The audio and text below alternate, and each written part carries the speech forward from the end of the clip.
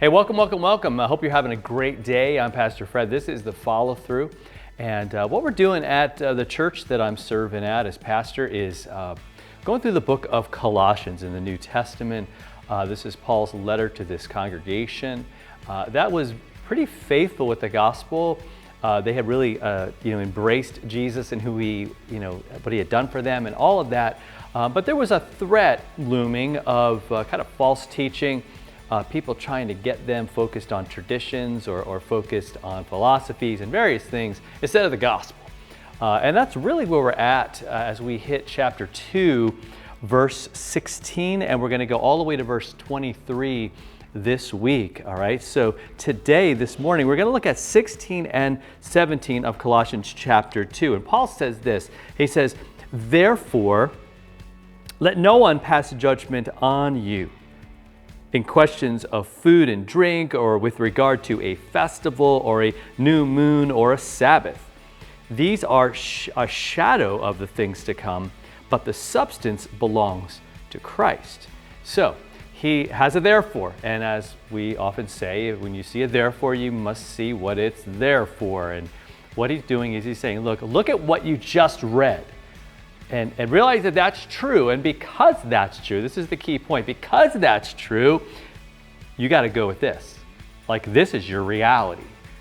And so we're not going to get mixed up in what we should eat or what we should drink or what special holy day it is or not. We're not going to get into arguments about that. We're not going to base our salvation on that, whether we observe that thing or eat or drink that thing or not. That's not what saves us. Jesus is what saves us. And really, all of that is built on what we ended last week in that verse 15. And really 14 and 15, where Jesus took all that was against us, that written code, right? All the demands, all the things that the devil could, perhaps have on you or try to accuse you of and say, man, look, you don't deserve God's love and you're a sinner and you're no good. And you can say, all right, okay. But Jesus died for all of that. In fact, he says he nailed it to the cross. He disarmed all the authorities, all the rulers. Anyone that would come against you has been utterly destroyed and its power gone because of the cross, because Jesus bled and died. And so don't get caught up with those things. Don't worry about what someone thinks. Don't allow them to come to you and say, well, you're not a legitimate Christian because you don't do this, that, or the other, right? You don't participate in this, and it may have been a Jewish festival or a, or a Sabbath. Again, Sabbath is a good thing.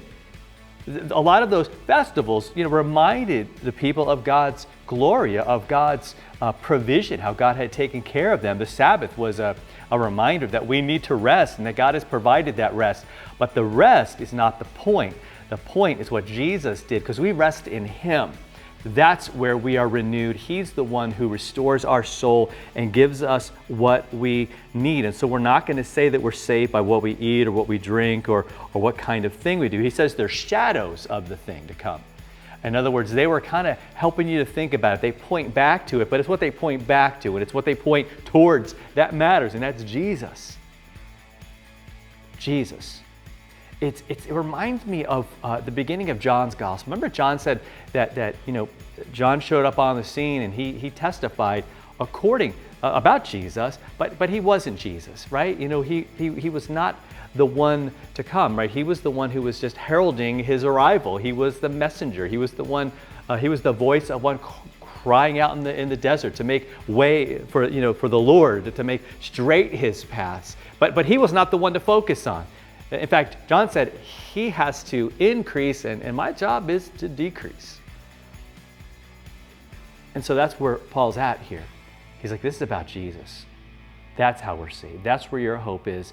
And all these other arguments and all these other things, and if we listen to all those other voices, it's going to rob us of our hope, and it's going to really try to get us to put our hope in something else or someone else. And we just want to reject that. Why? Because we got the real thing.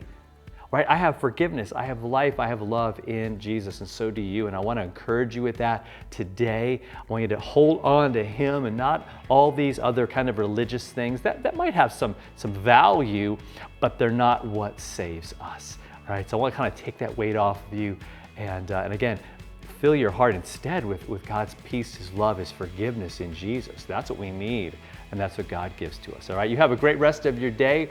Hit that subscribe button and share this with somebody, and we'll talk to you another time for another Follow Through.